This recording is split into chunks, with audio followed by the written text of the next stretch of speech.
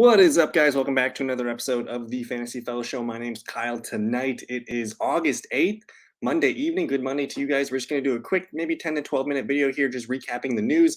I do have a live ESPN 10 team mock draft going on in just about an hour from now. We'll go live at 7 p.m. Central Time, but we'll just do a quick news recap. One of the top news items that I'm seeing here is about rookie wide receiver Treylon Burks. The first-round receiver has been practicing with the second and third string offenses, which is kind of an eyebrow raise.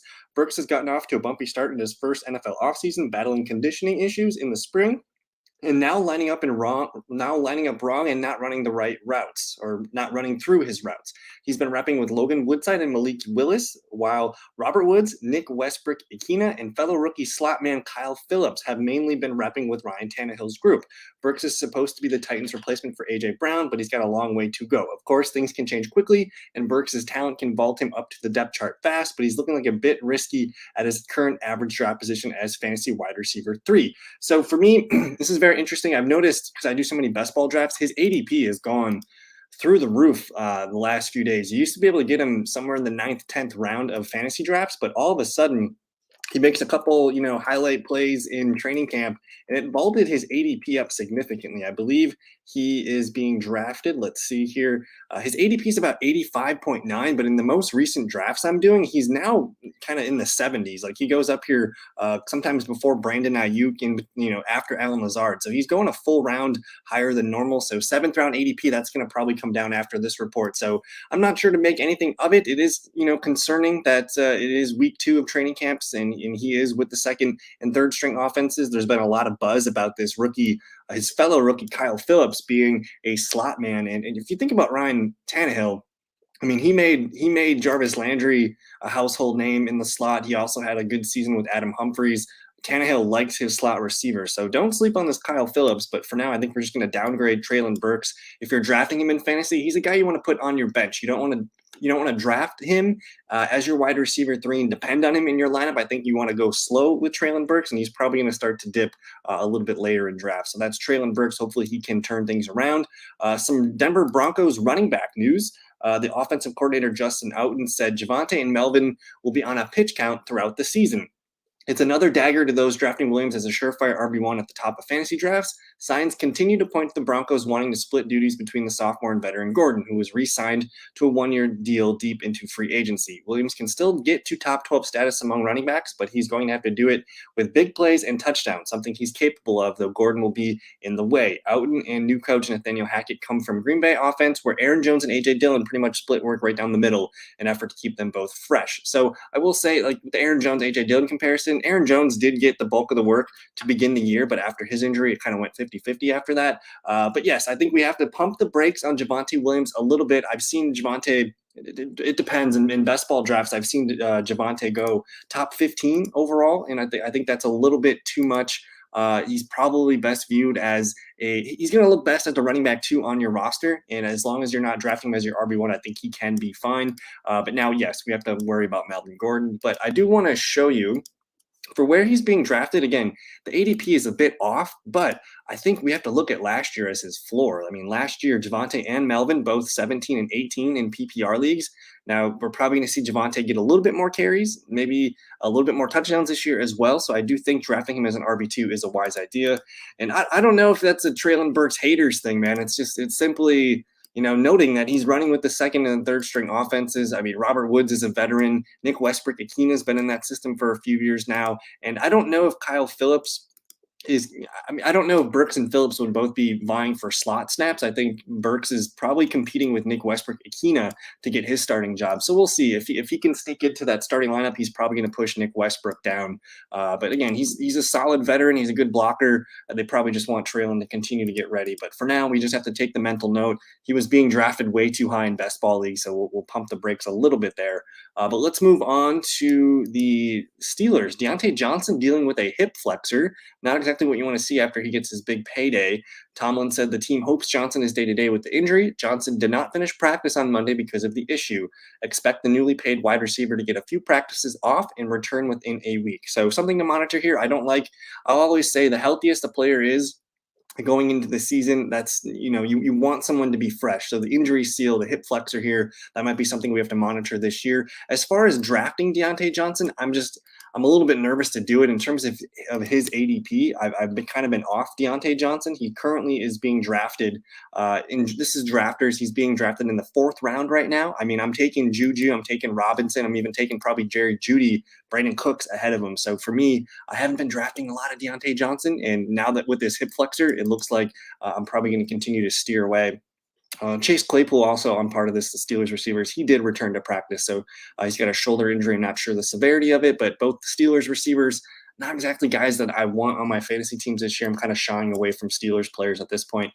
But let's get to the big news. I do have notes here on Gus Edwards, Rashad Bateman, but the big one today was the Ravens have activated J.K. Dobbins from the active pup list. And this is a huge deal because he was starting to slide a little too much in best ball drafts. He was being like in the 6th or the 7th round sometimes. But Adam Schefter says that Dobbins is on track to be ready for week 1. Dobbins has been pushing to return throughout training camp and appears to be doing well in his recovery from the ACL tear he suffered last August. Additional reports would later note that Dobbins also suffered a meniscus tear and damage to the lateral side of his knee. The severity of his injury has kept Dobbins' ADP in the low-end RB2 range, but his cost is going to rise quickly with this latest report. So I have a feeling he's probably going to jump up. It depends on your platform. If you're ESPN, Sleeper, whatever, he's probably going to go a round or 2 earlier than he would be. So I like J.K. Dobbins. He's a fringe running back 2 for me right now, but let's wait and see here. I'm still nervous about drafting players coming off of significant knee injuries, especially running backs. And yes, we do have the mock draft. We'll be starting at 7 p.m. Central Time, so roughly 55 minutes from now we'll be going live for the 10-team mock draft. And yes, Chris Godwin is practicing back. I think this is his 2nd week now, and I got to get more Bateman. Me too. So Rashad Bateman, undisclosed, returned to practice on Monday. He was reportedly having some discomfort during practice in the middle of last week before sitting out for the first time on Friday. So as long as it's a minor issue, I'm fine with this. But we should be excited about Rashad Bateman. I think he can end up being a wide receiver 2 for us in fantasy leagues, but he's kind of going at wide receiver 3 prices. Over here on drafters.com, he's being drafted about 50, 51, 52 overall here. And for where I have him being drafted, I think he's probably, again, he's being drafted at wide receiver 3 prices, but you factor in how many targets Marquise Brown is vacating, the majority of those are going to go towards Rashad Bateman. So I expect him to maybe compete with Mark Andrews. Andrews is still probably going to lead the team in receptions, yards, and maybe touchdowns, but I think Rashad Bateman's going to be right there. He might actually be more valuable than Marquise Brown to this offense the last few years was. So I like Bateman round 5. And then the other part of the news here, Gus Edwards probably doubtful for week 1, so his ADP is going to continue to fall. And again, J.K. Dobbins is going to continue to rise. So not sure what's up with Gus Edwards, but probably doubtful for week 1. We might see him on the pup list. And yeah, I was actually able to, in one of my drafters fast drafts today, I had the first overall pick.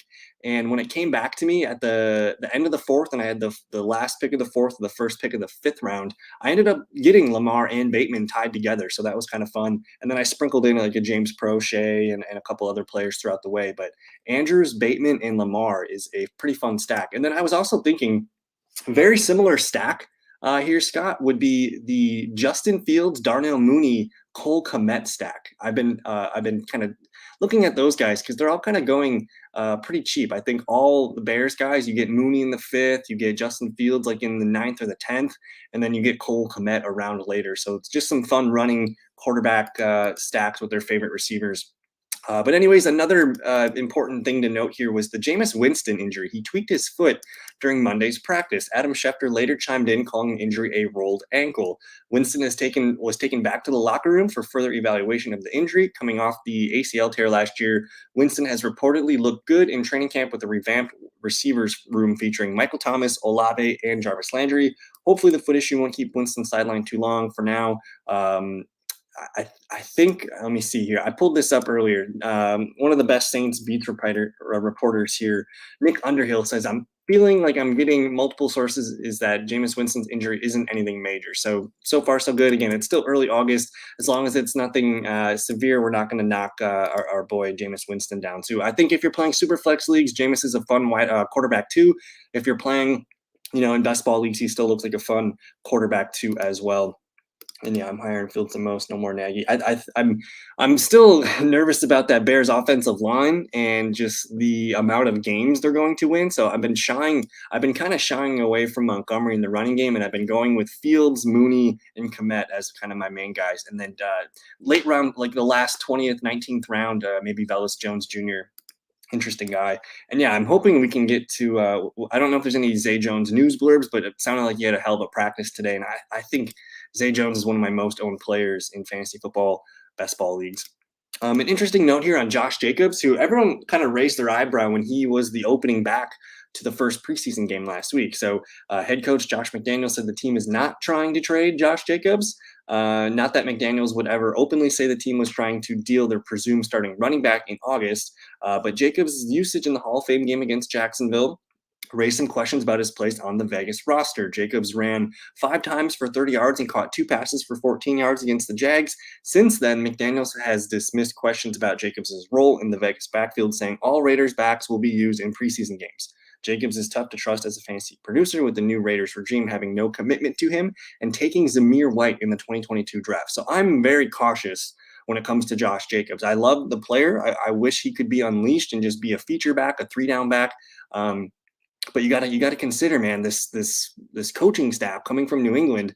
We've always hated drafting New England running backs. I just think we could see some more annoyingness whether it comes to the running backs. You know, McDaniels, he likes to use his pass catching backs, and he has 3rd down backs, and he's got goal line backs, and he's just got backs for different things. And they even brought over Brandon Bolden, who's been kind of a thorn in the side the last few years. And Kenyon Drake is still there and drafting Zamir White. So you're looking at 4 running backs there. It does knock a little bit of the excitement off Josh Jacobs for me. So I kind of view Jacobs as a fringe running back too, someone that probably looks best as your flex or your RB3. And then we'll kind of just have to roll with the punches. But I do see the upside in Josh Jacobs. I mean, Damian Harris just ran for 15 touchdowns last year. So that could be Josh Jacobs, but we just never know what's going to happen. So I like Josh Jacobs, but where he's being drafted, let's take a peek here on drafters. Starting to fall, he's going about 68th overall. I still like some of the receivers in his range. I mean, you could be getting Michael Thomas, Drake London, Christian Kirk, Allen Lazard, some other fun receivers in that range. Quick note on Baker Mayfield, not that we had a doubt, but he has the inside track to win the Panthers starting QB job. And then here's another interesting one. Chiefs' 7th round running back Isaiah Pacheco is running routes from the slot in training camp. He's got a little juice, Andy Reid says. The things you're guaranteed of are that he's going to run hard. Will he have to learn the different schemes and how they work against certain defenses at times to be patient? He'll learn that, but he's going to run hard. He's a good catcher. The rest of all that we can work with, and he's doing that now. So interesting. We could see a little bit more of Isaiah Pacheco in 3rd downs and situations and maybe running some more routes. Not really sure what this does for Clyde Edwards-Helaire, but there's a handful of running backs here. You have the 7th rounder getting reps with the 1s. You have Ronald Jones primarily getting reps with the 2s. And then I think Jerick McKinnon's also getting reps with the 1s. So we'll have to continue to monitor here. I still like Clyde Edwards-Helaire to be the best back in this backfield. Let's move on to Kareem Hunt. He resumed practicing today, so I'm not sure. I mean, we got the news note yesterday that he was potentially not going to be playing with the team until he gets a new contract or a trade, and the Browns came out and said, we're not trading you. So Hunt just shows back up at practice. So I'm not sure what's going on here. Let me read some of this. Stefanski seemed less than pleased about Hunt staging a hold-in during the first week of the team's training camp as he lobbied for a new contract or to be traded. If our players are healthy, they practice, Stefanski said. The Browns reportedly have no interest in dealing Hunt, meaning he's stuck with that 2-year, $12 million deal he signed with the team in 2020. The presence of Dearness Johnson, who performed admirably in 2 starts for the Browns last year, makes Hunt, an excellent pass catcher, somewhat expendable. So we'll see here. I don't think he's going to get traded, but I also don't think he's going to get paid. So it might be a frustrating situation for Hunt, but we'll have to monitor this continuously. Let's move on here. What do we got here? Both were teams that was taking the game cake, and they still played Jacobs against Luton. It's very interesting, but I mean, the fact that the Raiders, they sat Devontae, Carr, Waller, they sat their stars, but not Josh Jacobs. I don't know about that. It makes me raise my eyebrows a little bit. But here we go. One of my favorite players to draft late in drafts. It's running back, 2nd-year running back, Kenneth Gainwell from the Eagles. John McMullen believes Gainwell is penciled in for high leverage situations like third downs, the hurry up offense, and goal line work. This is a huge note. Philadelphia backs have rotated throughout training camp, casting some doubt on who among them should be the team's starter. Sanders remains in lead to have the number one role, but it's Gainwell who could be used in the most important parts of the field and in all situations that lead to more efficient fantasy production, like pass catching and work near the goal line. Through the first 4 weeks of 2021, before the Eagles went ultra run heavy, Gainwell ranked third in target per route run at 35%. Trailing James White and Cordero Patterson. He posted the 7th best RB yards per route run, 2.19 over that stretch. A more balanced Philadelphia offense in 2022 could fuel this kind of opportunity. So I'm super excited about Kenneth Gainwell. He's one of my most drafted players. I own him in a ton of leagues. And if I'm betting on a guy here, I'm not going to take Miles Sanders in the 7th or 8th round when I can get Gainwell in the 12th or the 13th. So he's a guy here who sounds like a priority. If you want Gainwell on your bench, he's just going to be the guy that's in there for third downs, goal line work, and hurry up offense. Like, he's going to be a steal compared to Sanders at ADP. Let me read one more here. I'm going to check this out. Yeah, I'm out on Jacobs as well. What's going on, Porsche 23? How we doing, man? I'm in on Raiders offense. I'm in on the Raiders offense. I just, what's the certainty? I want to fall into the correct thing. So I like Carr, I like Adams, I like Waller, and I like Renfro. The running back room is going to be this carousel, kind of a mess. I think I'm out on the backfield, but I want part of that passing offense for sure. But this will be my last one. Again, we're going to be going live in roughly 45 minutes. We'll do a 10-team PPR mock. So if you guys want to join that, definitely tune in. I'm going to post that lobby link at about 6:45 Central Time here. But anyways, the final news blurb of the video here is Tyler Conklin for the New York Jets has been awesome in training camp. Jets beat writers have lauded Conklin for his ability to get open underneath, especially on third downs. The New York Post's Brian Costello said Conklin, the former Viking who signed with the Jets on a 3-year deal worth $21 million, has displayed excellent chemistry with Zach Wilson throughout camp. Conklin also impressed during Jets OTAs in July. He seems to be well ahead of CJ Uzomah as the team's pass-catching tight end. He caught 61 passes for 593 yards and 3 touchdowns last year. Conklin could have some streaming intrigue. So I'm in on Conklin. Mainly he's a best ball player. I think you want him as your tight end 2 or 3. A lot of people are drafting 3 tight ends in best ball, and I think Conklin fits the mold of what you want as a guy as your tight end 3. Maybe not for redraft leagues, but again, it's something to note here. This has been a very heavy trading camp note that Conklin has looked like a really, really good passing weapon. And you got to think a young quarterback using a tight end as his check down guy makes a lot of sense. So, but this was fun. Let me sign off on here. Yeah, hate the community news concerning for the Raiders. And I think when you think about what the Raiders are going to be on offense this year, the excitement about Davante Adams, Derek Carr. You got Hunter Renfro being a slot machine, and you got Darren Waller. I just think you want to target the best part of the offense. That is going to be the passing game. And basically the only way Josh Jacobs is going to perform for you at his ADP is if he falls in the end zone 10, 12 times, which is entirely possible. But, man, the writing's on the wall. They draft Zamir White. They add the guy from New England, Brandon Bolden, and then Kenyon Drake is still there. So I'm a little bit leery on that, but yeah, I'm full go on all the other Raiders pieces. But that's going to do it for tonight's video. I will be going live again at 7 p.m. Central Time, so if you guys want to come hang out, do a mock draft with us, do so. I'll post a lobby link in there 15 minutes before we go live. So thank you guys so much for your time. We'll see you in a future video, and have a good one. Peace.